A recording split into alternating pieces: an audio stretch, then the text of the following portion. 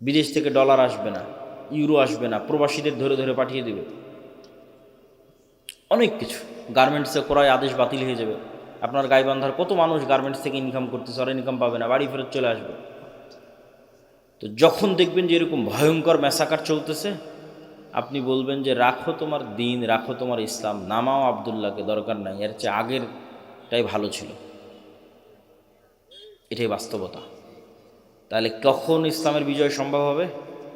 যখন অন্তত 20%, বাংলাদেশের অন্তত 20 থেকে 30% মানুষের ইমান বিল গায়েবে ইয়াকিন থাকবে। ইমান বিল গায়েব কি? ইমান বিল গায়েবের একটা বড় পার্ট হচ্ছে পরকাল। 6 নম্বর, ওয়াবিল আখিরাতি হুম ইউকিনুন, সূরা বাকারার মধ্যে আল্লাহ বলেছেন আল্লাযীনা ইউমিনুনা বিল গায়ব, যারা গায়েবে ইয়াকিন রাখে। আর শেষ করছেন ওয়াবিল আখিরাতি হুম ইউকিনুন, পরকালে ইয়াকিন রাখে। তো পরকালে ইয়াকিন রাখা মানে কি? পরকালকে ভিজুয়ালাইজ করতে পারা, দেখতে পাওয়া। মুসলমানদের জীবন পরকাল ভিত্তিক। পরকালকে যতক্ষণ আপনি চোখ বন্ধ করে দেখতে না পাবেন, বারজাখী জীবনকে যতক্ষণ দেখতে না পারবেন, ততক্ষণ আপনি এই দুনিয়ার মোহ থেকে বের হয়ে আসতে পারবেন না। আর যতক্ষণ এই দুনিয়ার মোহ থেকে বের হয়ে আসতে না পারবেন, ততক্ষণ আপনাকে দিয়ে বিজয় হবে না। আল্লাহ সুবহানাহু ওয়া তাআলা কোরআন মাজিদে বলছেন, আম হাসিবতুম আন তাদখুলুল জান্নাহ ওয়ালাম্মা ইয়াতিকুম মাসালুল লাযীনা খালাউ মিন ক্বাবলিকুম মাসসাতহুমুল বা'সা ওয়াদ-দাররা ওয়াজুলজিলু হাত্তা ইয়াকুলার রাসূলু ওয়াল্লাযীনা আমানু মা'আহু মাতা নাসরুল্লাহ। জান্নাত কি তোমাদের মামার বাড়ি?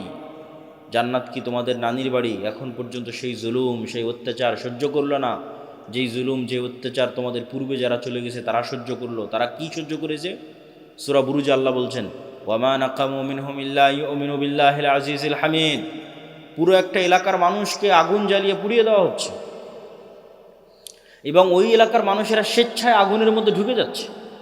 তাদেরকে শর্ত দেওয়া হয়েছে, হয় ঈমান পরিত্যাগ করো, না হয় আগুন রেডি আছে। তাহলে একটা পুরো সুন্দরগঞ্জের সকল মানুষ স্বেচ্ছায় কিভাবে আগুনে পুড়ে মারা যেতে পারে? একটাই রাস্তা আছে। সুন্দরগঞ্জের মানুষ যেদিন দেখতে পাবে সামনে যে আগুনটা জ্বলতেছে, এটা জান্নাত। এটা কিসের আগুন? এটা জান্নাত। আর পিছনে আমার বাড়িতে যে লাইট, ফ্যান, বিদ্যুৎ, এসি চলতেছে, ওখানে তো জাহান্নামের আগুন জ্বলতেছে। এই ইয়াকিন ছাড়া সম্ভব নয়। আসহাবুল উখদুদের এই ইয়াকিন ছিল, তারা স্বেচ্ছায় আগুনে চলে গেছে, কেন? ওই আগুনের মধ্যে ওরা জান্নাত দেখতে পাচ্ছিল। আর ওদের বাড়িতে ঘরে ওরা জ্বলন্ত জাহান্নামের আগুন দেখতে পাচ্ছিল। এটাই ইয়াকিন, এটাই পরকালের উপর ইয়াকিন। অন্তত 20% মানুষের এই লেভেলের যতক্ষণ ঈমান না হবে, ততক্ষণ ইসলামের বিজয় হবে না। মুসলমানেরা জোর করে টেনে নামাবে, কেননা পরকালমুখী চিন্তা ছাড়া ইসলামের বিজয় সম্ভব না। বস্তুবাদী চিন্তা দিয়ে ইসলাম কোনোদিন বিজয় হবে না। বস্তুবাদ তো ধোঁকা, আপনাকে গোলাম বানানোর ধোঁকা, আপনার দিনকে ছিনিয়ে নেওয়ার ধোঁকা। সম্মানিত বুঝছে, এই জন্য ঈমান বিল গায়বে ইয়াকিন লাগবে। তারপরে দুনিয়াতে কি করতে হবে? দুনিয়াতে দুটো জিনিসের মাধ্যমে নেতা তৈরি হয়। একটা হচ্ছে জ্ঞান এবং শিক্ষা, আর একটা হচ্ছে সত্যবাদিতা এবং ন্যায়পরায়ণতা। এই দুইটার মাধ্যমে নেতা তৈরি হয়, নেতা তৈরির কারখানা। ন্যায়পরায়ণতার আমানতদারিতা যেন মুসলমানদের মধ্যে না থাকে, এই জন্য মুসলমানদের উপর চাপিয়ে দেওয়া আছে গণতন্ত্র। গণতন্ত্র হচ্ছে গোলাম তৈরির কারখানা। কেন? গণতন্ত্রের কালচারই এমন যে ওখানে আপনাকে মিথ্যা বলতে হবে। গণতন্ত্রের কালচারই এমন, ওখানে আপনাকে 2 নম্বরই করতে হবে, ধোঁকাবাজি করতে হবে। অন্য দলের সাথে তো বহু দূরে থাক, একই দলের একই আসনের মনোনয়ন প্রার্থী একজন আর একজনের বিরুদ্ধে যদি 2 নম্বরই না করে, তো মনোনয়নে নিয়ে আসতে পারবে না। তাহলে এই যে 2 নম্বরই কালচারের মধ্যে দিয়ে যেন বড় হয়, এই জন্য গণতন্ত্র চাপিয়ে দেওয়া। তাহলে কি হবে? তাহলে 300টা যে এমপি আসতেছে, 300 এমপি 2 নম্বরই রাস্তা অবলম্বন করে আসতেছে। তাহলে এরা 300 জন আপনাদের কাছে এমপি, কিন্তু আল্লাহর কাছে গোলাম, কৃতদাস। এরা টাকার কাছে বিক্রি হয়ে যাবে, কেন? ওদেরকে ওই কালচারের মধ্যে বড় করা হয়েছে। তাহলে সত্যবাদী, ন্যায়পরায়ণ, যে কোথাও বিক্রি হবে না। এই যে ওসি, ডিসি, এসপি, এ তো রাজনৈতিক দলের সাথে এদের ক্ষমতা যায় না। আওয়ামী লীগের আমলেও যারা ছিল এখনও তারাই। এটা সরকারি চাকরি, যতক্ষণ রিটায়ার্ড না হয়েছে ততক্ষণ যাবে না। পুলিশ বলেন, আর্মি বলেন, জজ বলেন, বিচারক বলেন, সব। তো এরা তো আমরা আপনারাই, এরা তো বাইরের কেউ নয়। এরাই যদি বলে যে আজ থেকে সত্যবাদী হলাম, ন্যায়পরায়ণ হলাম, একদিনে দেশে 80% ইসলাম কায়েম হয়ে যাবে। কিন্তু ভুল হচ্ছে আমরা মানুষকে বুঝাতে পারিনি যে এটা ইসলাম। মানুষ মনে করে নিয়েছে যে সবাই মিলে যদি আমরা বোরখা পরি তাহলে ওটাই হয়তো শতভাগ ইসলাম। ওটা অবশ্যই ইসলাম। আমরা সবাই মিলে যদি মসজিদে যাই তাহলে এটাই শতভাগ ইসলাম, অবশ্যই ওটা ইসলাম। কিন্তু আমরা সবাই মিলে মসজিদেও গেলাম, সবাই মিলে বোরখাও পরলাম, কিন্তু আবার একজন আর একজনের টাকা মেরেও নিলাম, তাহলে আমরা এখনো বুঝিনি যে ইসলাম কি। এইটা এখনো বুঝিনি। কেন? এক কালবে আল্লাহর ইমান আর আমানতের খেয়ানত একত্রিত হতে পারে না। লা ইমান আল ইমান লা আমানাত লাহু।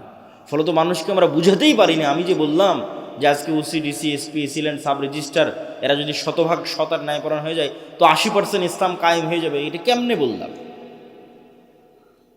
কেননা রাষ্ট্রে ইসলামের ট্রাম্প কার্ডই হচ্ছে, রাষ্ট্রে ইসলামের বিজ্ঞাপনই হচ্ছে ন্যায়, ন্যায়পরায়ণতা, ন্যায় বিচার, সত্যবাদিতা। এটা মোহাম্মদ সাল্লাল্লাহু আলাইহি ওয়াসাল্লাম মার্কেটিং করে গেছে ঈসা আলাইহিস সালামের জন্য, যে ঈসা আলাইহিস সালামের পূর্বে পৃথিবী জুলমে ভরা থাকবে, ঈসা আলাইহিস সালাম না আসা পর্যন্ত কিয়ামত কায়েম হবে না। লা তাকুমুস সাআ হাত্তা ইয়ানজিলা ঈসা ইবনে মারইয়াম। ঈসা ইবনে মারইয়াম যতক্ষণ অবতীর্ণ না হয়েছে কিয়ামত হবে না। আর ঈসা ইবনে মারইয়াম অবতীর্ণ হয়ে কী করবে জানো? সারা পৃথিবীতে ন্যায় প্রতিষ্ঠা করবে। আল্লাহু আকবার। এটা ব্র্যান্ডিং। রাসূল সাল্লাল্লাহু আলাইহি ওয়াসাল্লাম এটা বলেনি যে ঈসা ইবনে মারইয়াম অবতীর্ণ হয়ে সারা পৃথিবী সব মানুষকে বাধ্যতামূলক সালাত আদায় করাবেন। মানুষ সালাত আদায় করবেই, কিন্তু রাষ্ট্রে ইসলামের ব্র্যান্ডিং কি? রাষ্ট্রে ইসলামের ব্র্যান্ডিং হচ্ছে ন্যায়। তো ওই OC, DC, SP, AC land, sub registrar এরা এমন ইসলাম বুঝলো যে এরা এখন মানুষের টাকা মেরে নিয়ে হজ করে, ঘুষ নিয়ে মসজিদে দান করে, প্রশ্ন ফাঁসের টাকা দিয়ে মাদ্রাসায় দান করে। তাহলে আমরা কি ইসলাম বুঝালাম বলেন মানুষকে? এটার সাথে যে ইসলামের কোনো সম্পর্ক নাই, এটা যে মুনাফিকি, এটা তো আমরা বুঝাতে পারলাম না। এইটার তো দিনের সাথে ঠাট্টা আছে, এটা তো মুনাফিকি আছে। ধরেন একজন মানুষ হারাম নয় হালাল টাকা দিয়ে দান করল, একজন মানুষ 5 ওয়াক্ত সালাত জামাতে মসজিদে আদায় করলো, রাতে তাহাজ্জুদের সালাত আদায় করলো, তবুও ওই রাতে তাহাজ্জুদ সালাত আদায়কারীর চেয়ে আর আল্লাহর রাস্তায় হালাল টাকা দানকারীর চেয়ে ওসি যদি শুধু তার নিজ চেয়ারে বসে ন্যায় প্রতিষ্ঠা করতে শতভাগ, ওইটা বেশি নেকির কাজ ছিল। এইটাই তো বুঝাতে পারলাম না। এটা রাসূল সাল্লাল্লাহু আলাইহি ওয়াসাল্লামের হাদিস, সাবআতু ইউযিল্লুহুমুল্লাহু ইয়াওমা লা যিল্লা ইল্লা যিল্লুহু। 7 শ্রেণীর মানুষকে আল্লাহ আরশের ছায়া দিবেন, তার 1 নম্বরে জায়গা দেওয়া আছে ন্যায়পরায়ণ, দায়িত্বশীল। বাকি নামাজি, দানকারী এদেরকে 2, 3, 4 জায়গা দেওয়া আছে। আর 1 নম্বরে জায়গা দেওয়া আছে যে নিজ দায়িত্বে শতভাগ ন্যায়পরায়ণ।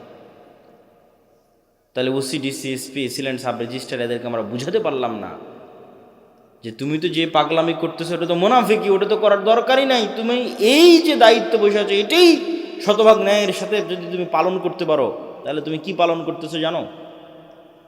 রব্বুল আলামিনের গুণে গুণান্বিত হচ্ছ। রব্বুল আলামিন আল্লাহ, তার সবচেয়ে বড় গুণ হচ্ছে তিনি ন্যায়পরায়ণ, জুলম করেন না। মানুষ হয়ে তুমি মানুষের উপর শতভাগ ন্যায় করতেছো, দিস ইজ এ মিরাকল। মানুষ হয়ে তুমি রব্বুল আলামিনের যে গুণ, যে উনি কারো উপর জুলুম করবেন না, সেটা তুমি বাস্তবায়ন করছো। এটা অনেক মহৎ গুণ, বিশাল গুণ, কিন্তু এটা আমরা মানুষকে বুঝাতে পারলাম না। ইসলাম কি এটা মানুষকে বুঝাতে আমরা ব্যর্থ। তাহলে সত্যবাদিতা, ন্যায়পরায়ণতা ছাড়া নেতা হওয়ার কোনো সুযোগ নাই। আর সত্যবাদী, ন্যায়পরায়ণ মানুষ যেন বের না হয়ে আসে, এই জন্য গণতন্ত্র। এই গণতন্ত্রের ফাঁক দিয়ে যদি কেউ সত্যবাদী, ন্যায়পরায়ণ বের হয়েও আসে, তাহলে ওসমান হাদির মতো গুলি করে হত্যা করা হবে। কেন? ওটার ওজন বহন করতে পারবে না রাষ্ট্র। আধিপত্যবাদী শক্তি ওইটার ওজন বহন করতে পারবে না। আর শিক্ষা এবং জ্ঞান, আল্লাহ পৃথিবীকে যেই ফাংশনের উপর তৈরি করেছেন, সেই ফাংশনের মধ্যে এইটাই আছে যে শিক্ষা এবং জ্ঞানের বাটন যে চাপ দিবে সে নেতা হবে। এখন সুন্দরগঞ্জের যুবকেরা যদি সব free fire, PUBG, TikTok, IPL, BPL এগুলো নিয়ে ব্যস্ত থাকে, সময় নষ্ট করে, মদ, জুয়া, গাঞ্জা নিয়ে ব্যস্ত থাকে, আর ইউরোপ আমেরিকার ইহুদি খ্রিস্টানের সন্তানেরা যদি জ্ঞান অর্জন করে, তো আল্লাহ বলবে না এই ইহুদি খ্রিস্টান তোদের নেতা বানাবো না, আমার সুন্দরগঞ্জে কিছু মদখোর, জুয়াখোরকে নেতা বানাবো। এটা আল্লাহ করবেন না। আল্লাহ নিজের তৈরি করা রুলস ভাঙ্গেন না। ওই ইহুদি খ্রিস্টানের নেতা হয়ে যাবে। আর এই সুন্দরগঞ্জের মদখোর জুয়াখোর মুসলমান হওয়ার পরও গোলাম থাকবে, কেন আমার পায়ে গোলামির জঞ্জির সে নিজে বেঁধেছে, কিছু করার নাই। আল্লাহ এই সিস্টেম তৈরি করেছে যে জ্ঞানে নেতা হওয়া যায়। কেন বলেন তো? আল্লাহ নিজে সবার চেয়ে জ্ঞানী। আদম আলাইহিসসালাতু ওয়াসসালামকে জ্ঞান দিয়ে আল্লাহ সম্মান দিয়ে ফেরেশতা এবং জিন দিয়ে সিজদা করিয়েছে, ইবলিস করেনি। ইবলিস বোঝেইনি, ইবলিসের প্রশ্নই ভুল। ইবলিস প্রশ্ন করেছে আমি তো আগুনের তৈরি। আরে পাগলা, আগুনের তৈরি আর নূরের তৈরি এগুলো তো কথা নয়, জ্ঞান তো তোমার চেয়ে বেশি। আদম আলাইহিসসালাতু ওয়াসসালামকে জ্ঞান দেওয়া হয়েছে তোমার চেয়ে বেশি, নাহলে তোমার আগুনের চেয়ে নূরের তৈরি ফেরেশতা তো আরও শ্রেষ্ঠ। নূরের তৈরি ফেরেশতা কি জন্য সিজদা করতেছে, আর তুমি আগুনের তৈরি হয়ে কি বলতে চাও, কি বুঝাতে চাও? জ্ঞানই শ্রেষ্ঠত্ব, জ্ঞানই ক্ষমতা। আল্লাহ তলুতকে যখন নেতা বানালেন তখন বলছেন বাসতাতাং ফিল ইলমি ওয়াল জিসম, আমি তলুতকে নেতা বানিয়েছি জ্ঞানের জোরে, জ্ঞানের ক্ষমতায়। কিন্তু আজ মুসলমানদের সাথে জ্ঞানের কোনো সম্পর্ক নেই, বই পুস্তক পড়ার কোনো সম্পর্ক নাই। তাহলে কীভাবে নেতা হবেন? গোলামির জিঞ্জির তো আমরা আমাদের পায়ে নিজেরাই বেঁধেছি। এবার কল্পনা করেন যে 500 জন যদি এমন যুবক তৈরি হয়, যে 500 জন যুবক শতভাগ তাওহীদে বিশ্বাসী, শতভাগ ঈমান বিল গায়বে ইয়াকিন রাখে, মানে পরকাল দেখতে পায়, বস্তুবাদী নয়, আবার জ্ঞানে সর্বোচ্চ। আবার জ্ঞান টাকা দিয়ে কিনে নেওয়া যায় না। কত ডাক্তার ইঞ্জিনিয়ার নেবেন, অনেক জ্ঞান অর্জন করেছে, পিএইচডি ডিগ্রিধারী, একটা 1 লাখ 5 লাখ 1 কোটি টাকার জন্য স্বাক্ষর বিক্রি করে দিচ্ছে। বন্দরে বসে আছে, চিটাগাং বন্দরে, মেডিকেলগুলোতে বসে আছে, গাড়ি হাতিয়ে দিবে, কোম্পানির ওষুধ লিখবে। ও কি জ্ঞানী নয়? জ্ঞানী, কিন্তু ওর জ্ঞানকে বিক্রি করে দিয়েছে, ন্যায়পরায়ণ নয়। তাহলে কল্পনা করেন যে 500 এরকম যুবক তৈরি হয়েছে যারা সর্বোচ্চ ডাক্তার, সর্বোচ্চ ইঞ্জিনিয়ার, কিন্তু বিক্রি হয় না, কেউ কিনতে পারে না ওদেরকে, ন্যায়পরায়ণ, সত্যবাদী, আবার তাওহীদে সর্বোচ্চ শতভাগ তাওহীদে বিশ্বাস রাখে, আবার ঈমান বিল গায়বে ইয়াকিন রাখে। এদেরকে পরাজিত করবে এরকম কোনো শক্তির জন্মই হয়নি পৃথিবীতে। কিন্তু হ্যাঁ, এরকম 500 যুবক তৈরি হয়ে গেলে তারা পৃথিবীর জন্য, সাম্রাজ্যবাদী শক্তির জন্য হুমকি। তখন তারা এদেরকে ধ্বংস করতে চাইবে, হত্যা করতে চাইবে। আর যখন ধ্বংস এবং হত্যা করতে চাইবে তখন আল্লাহর সাহায্য লাগবে। আল্লাহর সাহায্য ছাড়া মুসলমানদের বিজয় আগেও কোনো দিন হয়নি, পরেও কোনো দিন হবে না। দুনিয়ার শক্তিতে মুসলমানদের বিজয় হয় না। দুনিয়ার শক্তি চেষ্টার অংশ। বিজয় হয় কি দিয়ে? একটু কথা বলেন তো, কী দিয়ে বিজয় হয়? আল্লাহর সাহায্য দিয়ে বিজয় হয়। তা আল্লাহর সাহায্য কেমনে পাবেন? আল্লাহর সাহায্য পাওয়ার জন্য 2টা বড় মাধ্যম আছে, প্রযুক্তি আছে, অস্ত্র আছে আল্লাহর সাহায্য পাওয়ার। একটা সালাত আর একটা জিকির। 5 ওয়াক্ত সালাতের তো লাগবেই। 5 ওয়াক্ত সালাতের পরে আরও একটা সালাত খুবই পাওয়ারফুল, এটা হচ্ছে রাতের সালাত। আর জিকির তো আছেই, কিন্তু জিকিরের মধ্যে একটা জিকির খুবই পাওয়ারফুল, এটা হচ্ছে সকাল সন্ধ্যার জিকির। কিন্তু এই সালাত এবং এই জিকির কেন পাওয়ারফুল, এই সালাত এবং জিকির দিয়ে কেমনে আল্লাহর সাহায্য আসবে, এটা একটু বুঝে তারপরে আমাদেরকে সামনের দিকে আগাতে হবে। দেখেন, এখান থেকে ঢাকা অথবা আমেরিকা অথবা রাজশাহীতে কোনো ভালো টিচার যদি থাকে, তার সাথে আপনি অনলাইনে ক্লাস করতেছেন লাইভ, অথবা অনলাইনে ফোনে কথা বলতেছেন লাইভ। তো এই যে অনলাইনে ফোনে লাইভ কথা বলতেছেন, লাইভ ক্লাস করতেছেন লগ ইন করে পাসওয়ার্ড দিয়ে, তো হাজার হাজার কিলোমিটার দূরে থাকা টিচারের মুখোমুখি হয়েছেন ইন্টারনেট দিয়ে, জুম দিয়ে, হোয়াটসঅ্যাপ দিয়ে। তো এইটা যে প্রযুক্তি, এই প্রযুক্তির চাইতেও লক্ষ কোটি গুণ টপ লেভেলের প্রযুক্তি হচ্ছে আমি দুনিয়াতে বসে আছি আর আমার সাথে 7 আসমানে থাকা রব্বুল আলামিন লাইভ কানেক্টেড হবেন। ওটা হচ্ছে সালাত। রব্বুল আলামিনের সাথে রব্বুল আলামিন 7 আসমানে, আরশে, আমি দুনিয়ায়, কিন্তু মুখোমুখি হব লাইভ, সরাসরি কথা হবে। ওটার প্রযুক্তি সালাত, ওটার জন্য সালাতে দাঁড়াতে হবে, সিস্টেম ওইটা, ফরম্যাট ওইটা, যেটা আমার পূর্বের বক্তা বলছিলেন, যেটা গায়েবে নির্ধারিত ফরম্যাট, লাউহে মাহফুজে নির্ধারিত ফরম্যাট। সেম হুবহু ওই ফরম্যাট যখন আপনি ধারণ করবেন, কানেকশন তৈরি হয়ে গেছে। ফরম্যাটে উল্টাপাল্টা হয়ে গেলে কানেকশন হবে না, নেটওয়ার্ক কাজ করবে না, অ্যাক্টিভ হবে না, ফাংশন করবে না। এই জন্য ফরম্যাট হুবহু এরকমই থাকা লাগবে, যেমনটা লাউহে মাহফুজে, লাউহে মাহফুজ থেকে জিব্রাইল, জিব্রাইল থেকে মোহাম্মদ সাল্লাল্লাহু আলাইহি ওয়াসাল্লাম, মোহাম্মদ সাল্লাল্লাহু আলাইহি ওয়াসাল্লাম থেকে কোরআন এবং হাদিসে। তো কোরআন এবং হাদিসে যেভাবে ফরম্যাট দেওয়া আছে ওটাই হতে হবে। তাহলে ওই ফরম্যাট দিয়ে আপনি এখন জমিনে বসে থেকে রব্বুল আলমিনের সাথে কানেকশন হবে। ঠিক যেমন আমরা আমাদের মোবাইলের পাসওয়ার্ড ওপেন করতেছি ফিঙ্গারপ্রিন্ট দিয়ে, ফেস ভেরিফিকেশন দিয়ে। ওই ফেস ভেরিফিকেশন যখন নেয় তখন বলে ডানে তাকাও, বামে তাকাও, উপরে তাকাও, তাহলে পুরো ফেসটা নেয়, পুরো ফেসটা মোবাইলের কাছে থাকলো, পরে যখনই আমার ফেসটা দেখে চিনতে পারে, সাথে সাথে খুলে যায়। তো আজকের যুগে, আধুনিক যুগে অনেক দরজা আছে, দেখবেন ফিঙ্গারপ্রিন্ট দিয়ে দরজা ওপেন হয়। আচ্ছা, আমাদের গাড়ির চালক কি এসে পৌঁছেছে? পৌঁছেছে। তো দেখবেন যে ফিঙ্গারপ্রিন্ট দিয়ে দরজা ওপেন হয়, কার্ড পাঞ্চ করে দরজা ওপেন হয়। তো মনে করেন আমরা অত্যাধুনিক প্রযুক্তির একটা দরজার সামনে দাঁড়িয়ে আছি, যেই দরজা পাসওয়ার্ড অনেক কঠিন, প্রচুর ভ্যারাইটিস পাসওয়ার্ড। যেমন মোবাইলের পাসওয়ার্ড দেওয়ার সময় ওরা কী বলে যে শুধু ইংরেজি লিখিও না, সংখ্যা দাও, 1 2 3 4 দাও, 1 2 3 4 পরে হ্যাশ দাও, স্টার দাও, যত রকমের দিতে পারো তত পাসওয়ার্ড শক্ত। তো পাসওয়ার্ড অনেক শক্ত, নির্ধারিত সময় আসতে হবে, নির্ধারিত সময় ছাড়া কাজ করবে না, দরজা খুলবে না। নির্ধারিত সময় আসতে হবে, পবিত্র অবস্থায় আসতে হবে। পবিত্র হওয়ারও ফরম্যাট দেওয়া আছে। মানুষ বুঝতেছে না কী ব্যাপার, আমি পেশাব পায়খানা করলাম কিন্তু হাত কেন ধুচ্ছি? এটা তো গায়েবে নির্ধারিত ফরম্যাট, এটা তো প্রযুক্তি। পেশাব পায়খানা করে এসে মাথা কেন মাসাই করতেছি? তো লাউহে মাহফুজ এভাবে নির্ধারণ করা আছে, এইটা ওইটার সাথে মিলে যাবে, তখনই তো কানেকশন তৈরি হবে, তখনই তো যোগাযোগ তৈরি হবে। আসলে যখন আপনি নির্ধারিত সময় যখন পবিত্র অবস্থায় দাঁড়ালেন, এটা একটা ফরম্যাট, এর সাথে একটা আওয়াজ আছে, সাউন্ড আছে। আলহামদুলিল্লাহ রাব্বিল আলামিন আর রহমানির রহিম। রুকুতে যখন গেলেন, এটা একটা ফরম্যাট, ওর সাথে একটা সাউন্ড আছে, সুবহান রাব্বিল আযীম। সিজদায় গেলেন, ওর সাথে একটা সাউন্ড আছে, সুবহান রাব্বিল আলা। এই ফরম্যাট, সাউন্ড, দাঁড়ানো, সময়, নিয়াত, কালব কানেক্টেড, চোখ সিজদায়, সব যখন মিলে গেছে, তখন তো সামনের দরজা উন্মুক্ত হবে, ধরতে পেরেছে পরিপূর্ণভাবে, তখন আল্লাহর সাহায্যের দরজা উন্মুক্ত হবে,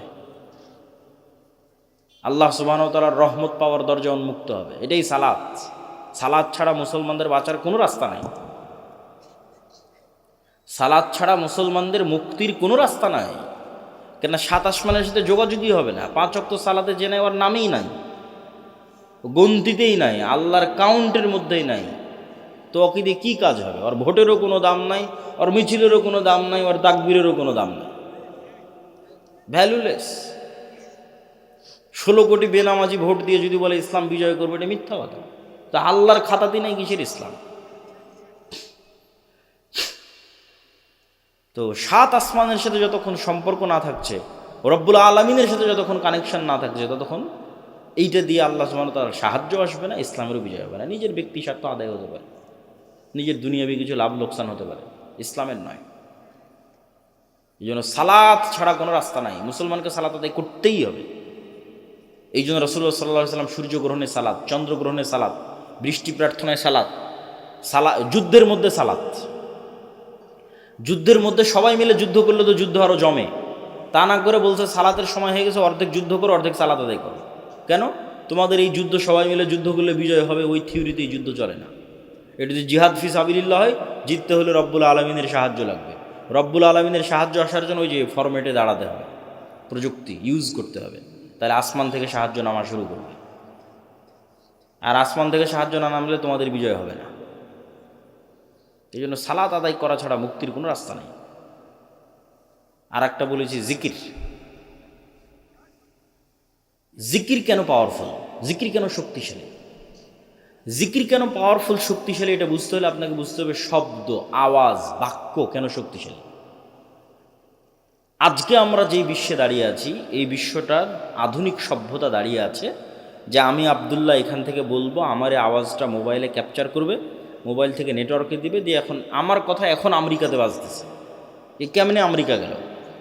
এটা আলোর মধ্যে দিয়ে আমার কথা ট্রান্সফার হয়ে যাচ্ছে, আমার চেহারা, ছবি, ভিডিও আলোর মধ্যে দিয়ে ট্রান্সফার হয়ে যাচ্ছে। এটা পৃথিবী যেদিন থেকে সৃষ্টি হয়েছে ওই দিন থেকেই হয়, মানুষ জানত না। এই গায়েব আল্লাহ উন্মোচন করেছে 50 বছর 60 বছর হচ্ছে মানুষের জন্য। তো এটার উপরে এই আধুনিক সভ্যতা টিকে আছে। কিন্তু এই আধুনিক সভ্যতার চেয়েও পাওয়ারফুল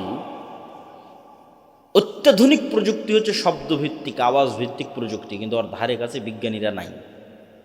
বিজ্ঞানীদের ওই লেভেল পর্যন্ত জ্ঞান পৌঁছেনি।